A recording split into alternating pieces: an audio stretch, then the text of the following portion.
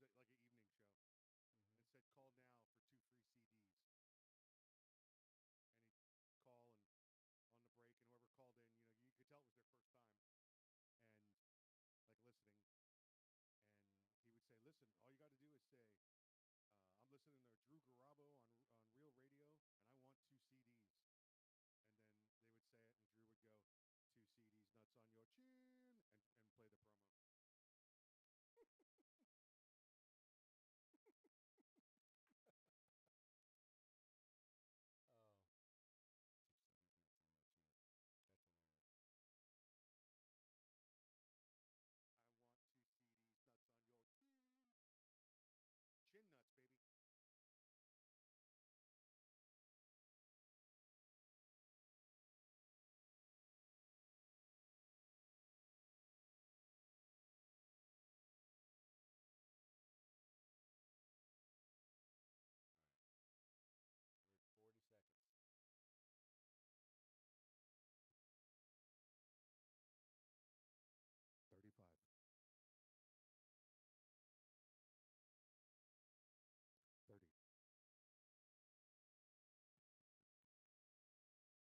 25. Approaching the Motar Nebula. Abort! Abort! It's a trap! 15.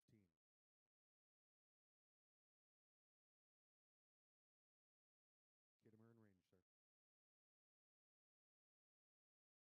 Kirk, is that you?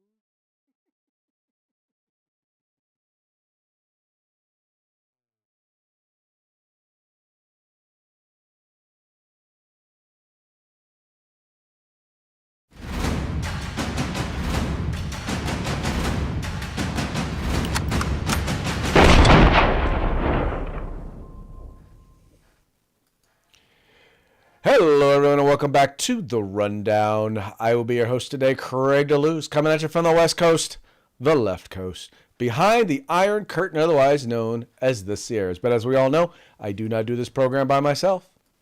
That's right. My name is Mike Piwowarski, coming to you live from the East Coast. It's the coast with the most from the co-host with the most here on The Rundown. 2A Views, conservative news, and Craig, guess what day it is? Guess what day it is? Guess what day it is? Who's ready? It's Throw Punch Thursday, bitch.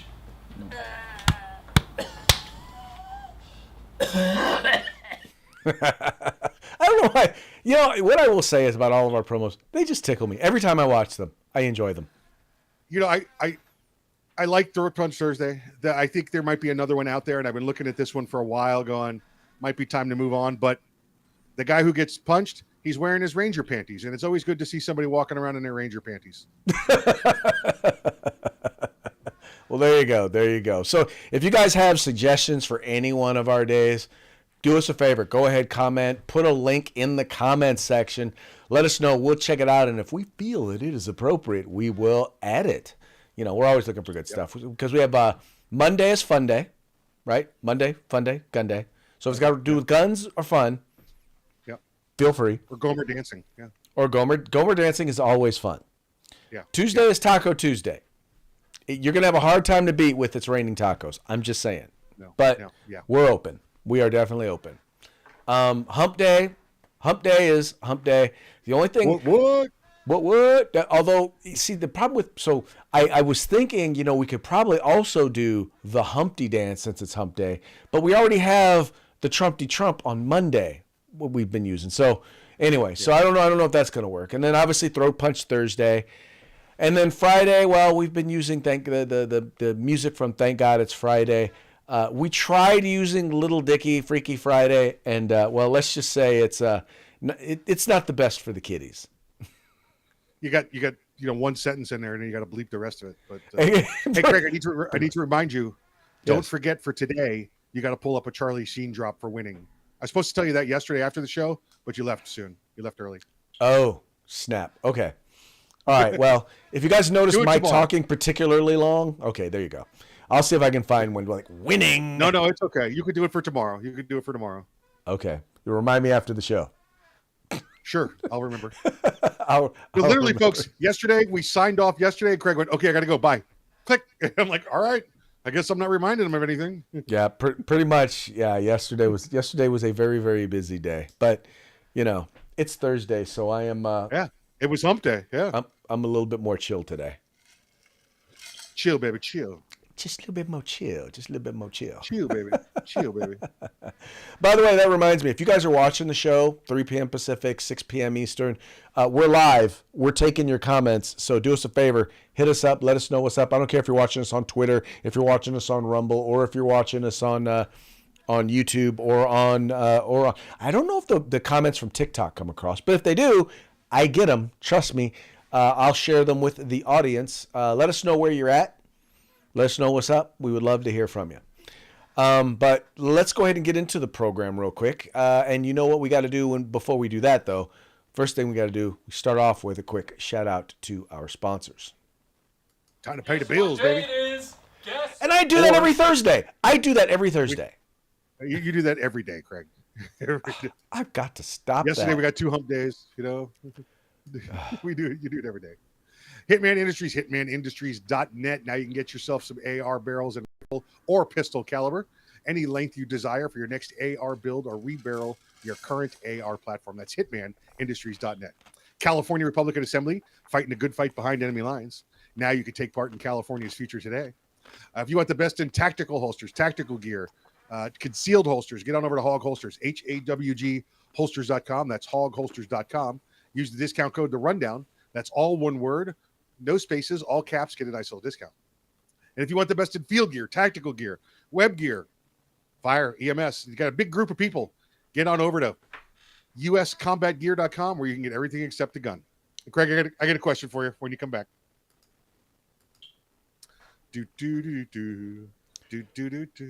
There we go. Yes, sir. So sometimes I know you get them where you're like, man, my nose itches or something. I got to scratch something. And we're not supposed to do that on air. You're supposed to remain professional and not scratch yourself on air. Usually I sneak it in when I do the cigar. I go, or something like that. But so I've got another thing I'm testing. I want you to tell me if it's all right. If you saw this while you were talking and all of a sudden you saw. Yes. As a matter of fact, I did. Would that be okay? That would not be okay. I would think that you have an AI robot there that's that's scratching your nose for you. Scratching my nose? Little robot hand. Trying to remain professional here. All right. Well, if your profession is comedy, it works.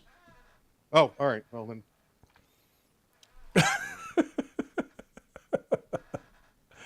All right, folks, look, do us a favor.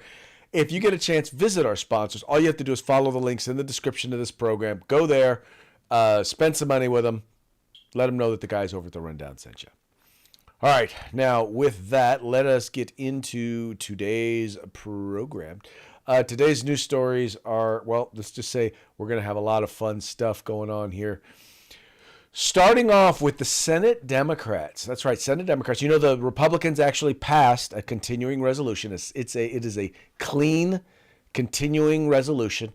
It basically freezes all non-defense spending to 2024 levels for the next 6 months. Well, let's just put it this way. Now, currently, the Democrats are threatening to, not pass it. Funding the government should be a bipartisan effort, but Republicans chose a partisan path, drafting their continuing resolution without any input from congressional Democrats. Because of that, Republicans do not have the votes in the Senate to invoke cloture on the House CR. Our caucus is unified on a clean April 11th CR that will keep the government open and give Congress time to negotiate bipartisan legislation that can pass. We should. All right, so think about this now, Mike. So in other words, all they're saying is, look, we're not cutting anything. We're just freezing spending. We're spending at the same exact level that we've been spending at. And Democrats are they're threatening a government shutdown because of it. So let me be clear on this, Craig.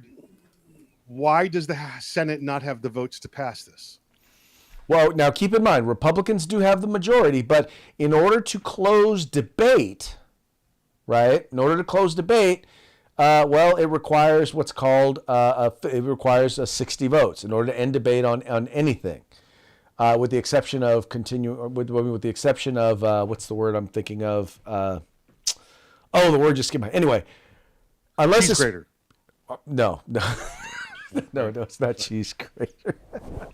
Reconciliation. That's it. Reconciliation was the one. Okay. But Republicans have enough votes to pass it, but they can't close debate. So specifically what's happening is Democrats are preventing it from coming up for a vote. In other words, they are filibustering it. Yes, there's ways to beat a filibuster. It's not. It only takes a couple of days to beat a filibuster. If they want to filibuster and they want to put somebody on the floor, let them put somebody on the floor. Well, let them talk. But talk forever. Well, that's if you go with the traditional filibuster. The problem is the rules of the House are it takes 60 votes to close debate. Well, it's the Senate. I'm sorry. You're right. You're right. It's the Senate. In that particular in the Senate, it requires 60 votes. Meaning you have to get some Democrats to vote with you to close discussion. So in other words, gotcha. Old school filibuster is you got to get up there and just keep talking. Yeah. Right. Yeah. Okay. That's not the rules they're operating under. Got it. All right. So it's like a sit-a-buster rather than a filibuster. Okay. So on par now. Here we go. So first off, Chuck, how's this guy still alive? No, he hadn't fallen off the subway track yet, platform yet. Come on. What's going on with this guy? And I mean that of the subway platform. I'm not trying to imply anybody, nudges him or anything like that. Don't do that. Don't do that. This started, Craig, remember we talked about this the other day, as 1,550 pages is what the House presented, the House Dems presented, and it was for 84 days. The Republicans turned around and turned it into 116 pages, made it till September 30th, till the end of the fiscal year. And like you said, they froze everything else that they haven't cut. And this is free. This is to continue to pay for the things that were supposed to be funded for last budget. There's nothing new. They're not adding anything, new into it. So that's a good thing. But evidently the Senate Democrats are saying, no, we want bipartisan, which means we want our money. You're taking our money away from us. We want our money. Well, guess what, Chuck? I don't know if you've seen it. There's a new sheriff in town. Okay. And if you don't think that he could find a way in 20 minutes to defeat your filibuster and make sure you're all, you're all there for spring break and Easter Sunday, because if you want to play these games, he'll stick the bat up your ass. Well, Mike, but here's the thing, and this is where I think the calculus on this whole discussion changes, is usually what happens is whenever there's a government shutdown, Republicans wind up getting blamed for it. But in this particular case, this is going to wind up clearly wind up in being the fault of Democrats, because Republicans passed, and I think John Thune here, this was actually just yesterday he made this comment, but I think here he kind of lays out how, look, if there is a government shutdown, it's not the Republicans who shut down the government. Good afternoon, everyone. Without action from Congress, the government will run out of funding come Friday. And I think we all know why we are here, and that is because despite last year, the Senate Appropriations Committee passing 11 of the 12 appropriation bills, 6 of them unanimously, all of those 11 with big bipartisan margins, not a single one of them was put on the floor last year by Leader Schumer. And those bills were all available at the end of July. Those bills had all been passed through the Senate Appropriations Committee at the end of July of last year. And so here we are on the brink of a government shutdown, which will be entirely of the Democrats' making if it happens, because the House today will be voting on a continuing resolution to fund the government throughout the end of the year, and we'll send that over here to the Senate where we'll have an opportunity to act on it. A similar continuing resolution passed the end of last year in the Senate with 85 votes. This one should be no different, honestly. But as you all know, it takes 60 votes in the Senate to pass an appropriations bill, so we're going to need some Democrats to vote for it. The Democrats have used the filibuster 3 times this year already, despite arguing for its elimination as recently as a few months ago. But 3 times this year, they've already filibustered bills in front of the Senate. I think the American people are going to be interested to see whether the Democrats are going to filibuster, and by filibustering, shut down the federal government. It is. So, Mike, let's be real clear. This is clearly on the Democrats. Republicans are doing their jobs. They had the votes. They passed it in the House, and they've got the votes to pass it if it should come up for a vote in the Senate. And Democrats are the ones specifically. If the government shuts down, it's going to be because Democrats wanted it to shut down. And all they're really doing here is that what they're saying is, well, we need time to debate and discuss and to negotiate. So they only want like an 80-day, like less than 3-month CR. In other words, well, if you want a clean CR, well, then why not just pass what you've already been sent? Why do it for only less than 90 days? Because they've got no other way to try and show any form of control, Craig. This is the only thing that they can do. This is anything that comes up in the Senate. They'll try this filibuster. They'll try this, and it's not going to work. I can already see this. Donald Trump and Senator Thune saying, okay, well, we're just going to continue to bring things to the floor from now until September 30th. Every day we're going to bring something to the floor. You're not going home. You're not going home on weekends. You're not going home for Easter. You're not going home for spring break. And as soon as you're not here, guess what? When there's 20 or 30 of you not here, then we have the majority. Because remember, it's 60% of the votes. It's not 60 votes. It's 60% of the votes. No, it's 60 votes. It requires 60 votes to close. Yes, it's actually 60 votes. It's that the percent, the number doesn't change based on who's president, who's not. You still need the 60 votes. But in the end, man, look, in the end, the thing is that if there is a government shutdown, first of all, there's plenty of conservatives who are like, yeah, I'm thinking the 2/3 rule. We'll take it. I'm thinking the 2/3 rule. There you go. But they're thinking, yeah, no, we don't mind if the government shuts down, because if the government shuts down, people are going to, number one, a lot of people are going to be like, well, it doesn't really affect me a whole lot. But that's not even really the thing. The thing is that this particular time, it's going to be on the Democrats. Republicans aren't asking for anything outrageous. Keep spending like you've been spending. No. I get it. And how about, listen, if they refuse to pass it, let's go shut down. And then when there's a shortage of money and the states start asking for emergency funding, I'm sorry, is it a blue state? Denied. There you go. Well, and Mike, these one of the things that I like that Thune pointed out was, look, even last year when you're talking about appropriations bills, we're passing the appropriations bills. The Democrats who controlled the Senate last time refused to bring it up for a vote, even though it passed out of committee on a wide bipartisan basis. In other words, they're holding up the funding of the government. They're holding up these things, and they're doing it to try and negotiate more money for themselves. Well, they have to. All their other money is getting pulled every day. Doge is going in there and taking it from them. Oh yeah, our last story we will be reporting a little bit on that. It is let's just say it is crazy.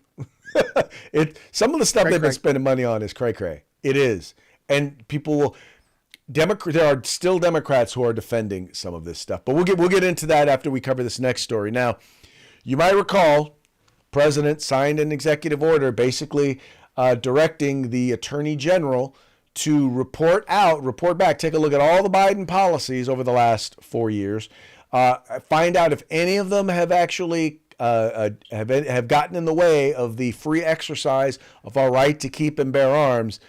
Well, he signed that executive order. It was 30 days she had. He signed that executive order on February 7th. And so far, we haven't heard anything reported back. In fact, the deadline just kind of quietly passed, as noted by ABC News. It says here, the deadline is quietly passed on Attorney General Pam Bondi delivering a report to President Donald Trump on whether any leftover Biden administration policies infringe on Americans' right to bear arms. It came just days after Democrat Democratic leaders sent her a letter suggesting there is, quote, plainly no need for any new plan of action. Trump signed an executive order on February 7 after making campaign promises to gun rights groups like the National Rifle Association that, quote, no one will lay a finger on your firearms. The president instructed Bondi to examine all orders, regulations, guidance plans, international agreements, and other actions of executive departments and agencies and determine if any of them violate the Second Amendment. Now, I have no doubt that this report is coming forthwith, but I think it's incumbent upon us as advocates within the gun rights community to encourage the Attorney General to get her stuff in gear and get that report done, because we know that those things exist. Are we sure she didn't deliver it? I mean, I don't remember him saying it had to be a public report. He just said he had to deliver a report to her. That is an excellent point. I think it's one that probably should be brought up by the media in during one of the during one of the press conferences. Hey, agreed. Did they turn in that report? What's in the report? Because I can tell you right now, one of the things that's going to be in those reports is going to be actions dealing with lawsuits where the federal government has taken a particular position, and they're going to be withdrawing they're either going to be withdrawing the case if they are the plaintiff, or they're going to be, if they are the defendant, if the federal government is the defendants, they're going to be withdrawing their opposition. Yeah, I think that's a gimme. I think we all get that, and yes. she'll outline all of those, and they got to identify which cases that's going on in. But as you can see, there has been some resistance internally from the Attorney General's office and the FBI. So they're going. We see that they're prosecuting one, right? The FBI is prosecuting, or the DOJ is prosecuting some director level DHS positions for their shenanigans. So right, maybe she thought, okay, listen, I'm putting some people in jail here. Big DJT, can I have an extra week? Maybe he said yes. But yeah, I agree with you. Somebody should ask the press secretary what the status is. Right. I'm also believing that there may very well be more going on than they anticipated. So maybe it's just taking longer to correlate everything, bring everything together, and get the appropriate legal opinions as to what they can do, what they can't do, and what they should do. Yeah, remember, when you get into legal opinions, lawyers get paid by the hour. So the more hours they take, the more hours they get paid. Right, unless they work for the government, which means they're probably not very good lawyers. Well, no, it's not. I mean, some people have, a service inside them. That's what they want to do. Yeah, I can tell you this. Every time the Firearms Policy Coalition has gone up against government lawyers, it wasn't the legal wranglings of the the legal opposition. It was largely due to left-wing judges. that if we lost, it was because of a left-wing judge. Because most of the folks that we went up against, especially with California DOJ, they were not the sharpest knives in the drawer. Well, I mean, I don't want to take too long off track, right? But the DOJ probably has multiple lawyers, right? No. Right. They got a couple because they want to cut costs as cheap as they can, so they have more money to put in their own pockets. So what you end up with is, rather than an expert on agriculture, an expert on guns, an expert on the environment, you have one lawyer trying to cover everything, and they become a jack of all trades and a master of none. A catch-all lawyer, as opposed to a specialist. So. And that goes on everywhere in government, Craig. That's how government works, right? How do I take care of somebody? I'm going to go ahead and give them a job. Well, more job for them means less money for you. Right. So we have a guy here, Z Corp Alpha, commenting on YouTube. Cool name, bro. There you go. Okay. It says government shutdown will be different cause of the inflation situation and cutbacks on jobs. Testing the market. Now, I don't know exactly where he's going with that, but I don't know, man. It's one of those things where I do believe that this government shutdown will be different. I don't think it's going to exacerbate it's going to exacerbate inflation or anything like that, because, you know, the idea of the government spending less money or doing less, anytime the government is doing less, it's generally better for the people. As long as it's not related to law enforcement in particular, it's usually better for the people. And once again, the emergency things that happen at the federal level still continue to happen. Craig, the numbers I've heard float were of all of the government jobs that were eliminated, approximately half of them took the buyout, remember? And that buyout ended up being something like 9 months' pay. It was till the end of the fiscal year. They were paying them until the fiscal year, and they were lump sum paying them till the fiscal year. Right. So of those, all those people saying now they're out of jobs, they've got no money, and now they have to go through the continuing resolution, which the Democrats are pointing out, half of them are sitting on their paychecks. They're good, you know. And the other half, and again, I'll say this over and over again, the only jobs they're eliminating were the fluff jobs. The jobs where people, the probationary employees, and this again this is how Biden got job numbers up, by giving out 200,000 federal jobs, you know, and letting them go. I understand there were veterans in that group. I understand there were single moms in that group. But guess what? You draw the line somewhere, and it's at you've been here less than a year, and you're non-essential. There's no cardiac surgeons at the VA going home, Craig. There's the guy who hands out flyers. You know, there's the guy who's stacking blocks. You know, none of these jobs that they're going away from the VA or anywhere else were essential jobs. If they were essential jobs, they wouldn't have been sitting at home on their asses for 4 years collecting a paycheck. Well, exactly. And by the way, for those of you who are actually going into the job market, you know what? Hey, we still have really, really low unemployment. There's tons of opportunities. Guess what? There's also job growth in the private sector. 93% of all the job growth that's taking place right now is happening in the private sector. There's tons of opportunities out there for you. Yeah. Or as Joe Biden said, learn to code. Yeah. I know. For those of you out there like, what's he talking about, Joe Biden? Yeah, learn to code. When they shut down the Keystone Pipeline and 18,000 workers lost their jobs, that's exactly what Joe Biden said. Learn to code. Anyway, moving right along, we were talking a little bit earlier about the work of a Doge. Well, one of the things that they've been going through, and one of the programs that they found was basically a grant to prevent pregnancy in trans boys. That means girls who identify as boys, right? But to keep them from getting pregnant. Anyway, let me just read the story here. This is from Breitbart. This here is from Breitbart News.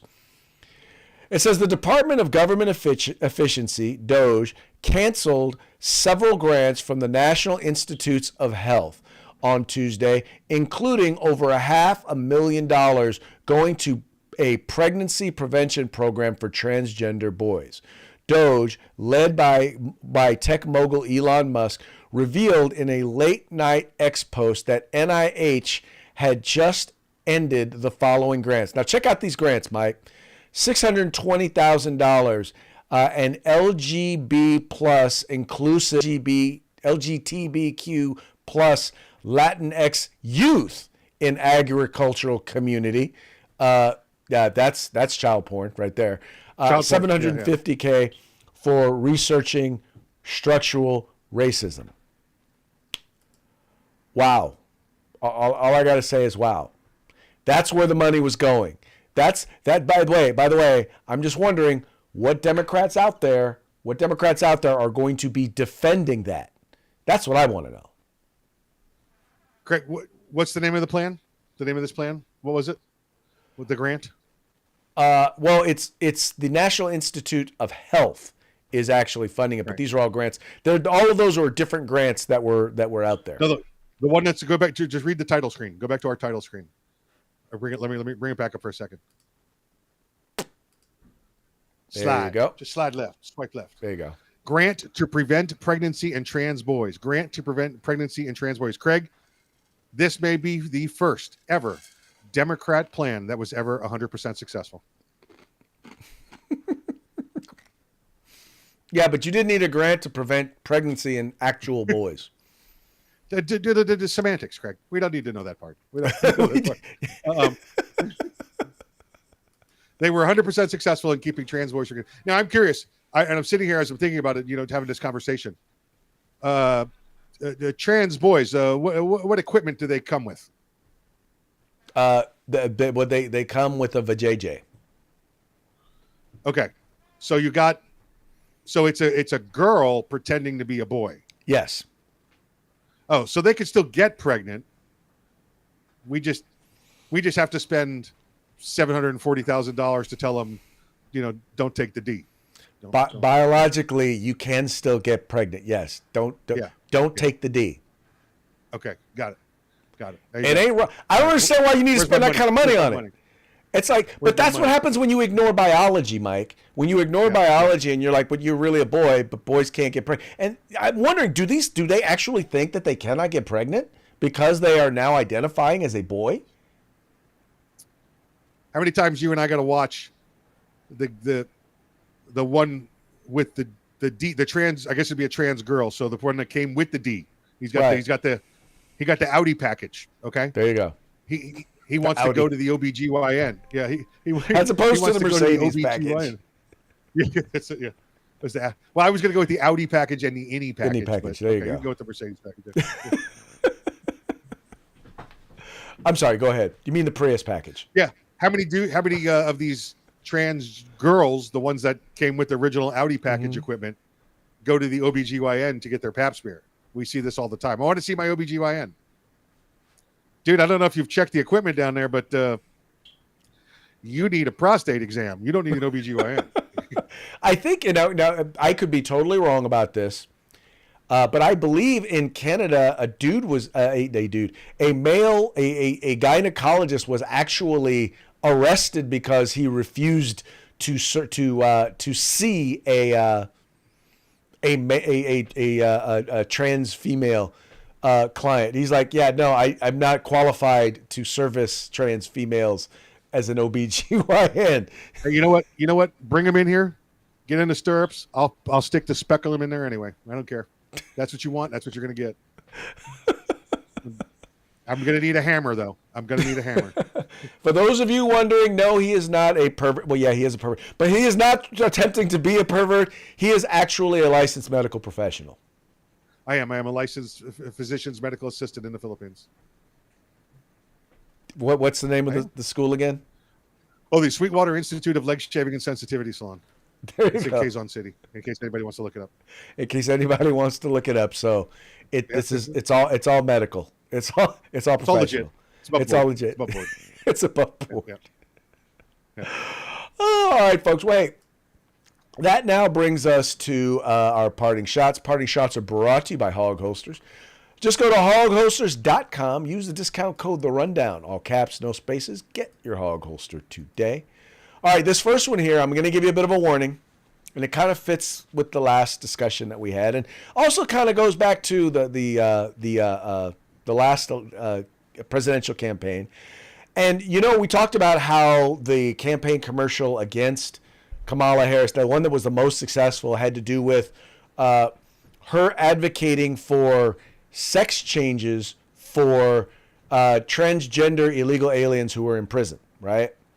Well, this guy has a take on that I think if they were smart, if the Democrats were smart, they would have taken this tact and would have actually made her seem tough on crime. But I warn you now, adult language. I'm just giving you the warning now. Check it out. Probably my favorite was the attack ads. Do you guys remember when they were just like, Kamala Harris wants to give sex changes to criminals, right? And I watched that and I'm like, holy shit, this woman hates criminals. Because that would stop crime, right? You're like, dicks are for good boys.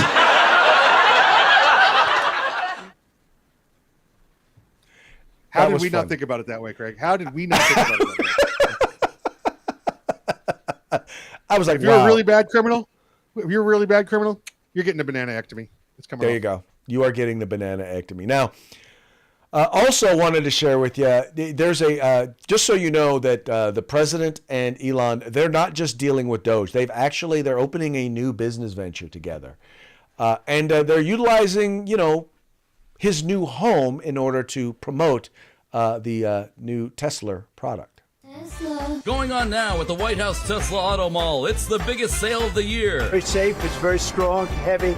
It's all steel, stainless steel. Come on down to Pennsylvania Avenue, just off Route 29, to get our best deal ever on a brand new Tesla. I want to make a good deal here. They have one, which is $35,000, which is pretty low. Get a Model 1 with a different panel and everything's computer. This is a different panel than I've had. Everything's computer. So don't waste your time going to those other Tesla dealerships with riots and flaming cyber trucks. You gotta come down to White House Tesla Auto Mall. I love Tesla. You gotta come down to White House Tesla Auto Mall. This is really amazing. Tesla.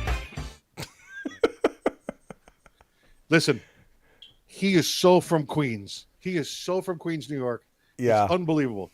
Anything that ends with an ER, we change to an A, and anything that ends with a A, we change to an ER. It's just it's how we talk in Queens. There you go. Come on now, down, get you a Tesla.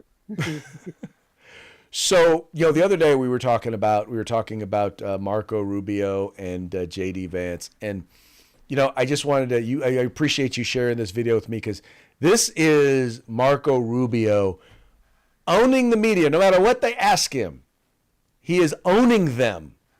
And I knew you guys would want. I knew you guys would want to hear this. This a minute or too long, folks. But this is, it's just he's playing them, and he's playing them.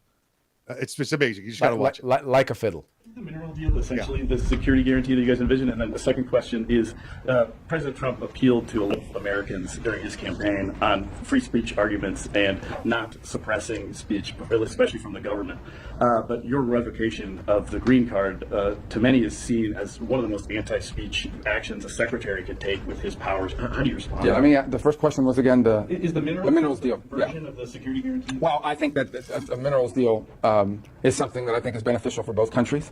Certainly one of the things that provides for Ukraine's long-term prosperity and security is vibrant economic growth and development. That their GDP begins to grow, and that gives them a tremendous amount of leverage and power and the ability to fund their own defenses. So I think certainly any economic development for Ukraine is positive for their own future. Obviously, if the United States has a vested economic interest somewhere, we're tied to them on an economic front, we're in partnership with them on something, we will have an interest in the future of Ukraine as well. I wouldn't count it as a security guarantee, but certainly if the United States has a vested economic interest that's generating revenue for our people as well as for the people of Ukraine, we'd have a vested interest in protecting it if it were to be challenged or threatened. On your first point, when you enter this is an important point, and I'm glad you asked this question. When you come to the United States as a visitor, which is what a visa is, and which is how this individual entered this country, as on a visitor's visa, okay, you are here as a visitor. We can deny you that visa. We can deny you that if you tell us when you apply, hi, I'm trying to get into the United States on a student visa. I am a big supporter of Hamas, a murderous, barbaric group that kidnaps children, that rapes teenage girls, that takes hostages, that allows them to die in captivity, that returns more bodies than live hostages. If you tell us that you are in favor of a group like this, and if you tell us when you apply for your visa, and by the way, I intend to come to your country as a student and rile up all kinds of anti-Jewish student, anti-Semitic activities, I intend to shut down your universities. If you told us all these things when you applied for a visa, we would deny your visa. I hope we would. If you actually end up doing that, once you're in this country on such a visa, we will revoke it. And if you end up having a green card, not citizenship, but a green card as a result of that visa while you're here in those activities, we're going to kick you out. It's as simple as that. This is not about free speech. This is about people that don't have a right to be in the United States to begin with. No one has a right to a student visa. No one has a right to a green card, by the way. So when you apply for a student visa, or any visa to enter the United States, we have a right to deny you for virtually any reason. But I think being a supporter of Hamas and coming into our universities and turning them upside down and being complicit in what are clearly crimes of vandalization, complicit in shutting down learning institutions. There are kids at these schools that can't go to class. You pay all this money to these high-priced schools that are supposed to be of a great esteem, and you can't even go to class. You're afraid to go to class because these lunatics are running around with covers on their face, screaming terrifying things. If you told us that's what you intended to do when you came to America, we would have never let you in. And if you do it once, bam. He goes on and on. I mean, they ask him question after question, varied, and he just destroys them the whole entire time. And even to the point where he gets, that's the president's agenda. This is what we're going to carry out. No hem, no haw. I mean, he's perfect up there. No, just like I said, just totally ready and just buried him. Now, this last one here, it's not necessarily politically related, but it's kind of politically related because this is how I feel sometimes when dealing with Democrats. I think it's crazy that we have anger management, but we don't have stupidity management. I can't be mad, but you get to be dumb. That's very unfair. Especially because 99% of the time I get mad is because somebody's doing something stupid. That's logic. What's who was it? Is it? I'm trying to remember the comedian. Bill Burr. I think it was Bill Burr. He said, he goes, I don't have an anger issue. I have a drive like shit issue. It's not like the anger is unprovoked. Yeah, exactly. Right. Now, unprovoked anger, that's an issue. But usually if I'm angry, it's because someone else is being stupid. That's right. I have one bias, right. and that is the one bias I have is I can't stand stupid people. You know, I usually say the ignorant. I can handle ignorance because ignorance can be cured with knowledge. Now, people who choose to be ignorant, they're stupid. I actually find that both can be cured with throat punches. So, at the very least, they can be silenced. And right. So you've accomplished the same. You have accomplished the same, I guess.